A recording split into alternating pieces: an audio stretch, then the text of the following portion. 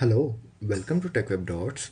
Today I am going to discuss Docker networking, which is very important concept. And this session is part of the Docker for Beginner series, so please check out the previously recorded videos for better understanding.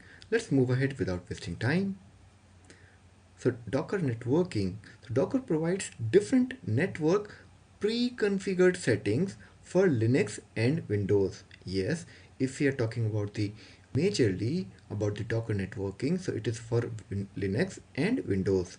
So if you can see in this picture, so for Linux networking options, we have different pre-configured network or settings which are based on bridge networking, host, overlay, none, IPVLAN, Mac VLAN, right? For Linux. And for Windows network options, we have NET, network address translation, overlay, none, L2 bridge, L2 tunnel, and transparent.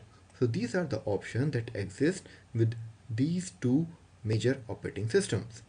You can choose which of these network configurations to apply to your container depending on its network requirements. So yes, it really plays a very important role. The default Docker network configuration allow for isolation. The default Docker network configuration allow for isolating containers on the Docker host, and this feature allow you to build and configure apps that can communicate securely with each other. So this default configuration plays a very important role. So this is the basic of Docker networking. In the next section, we will discuss about Docker Linux networking. We are not going to explain each and every type, but yes, we will cover majorly bridge, host, overlay, and none networking configuration.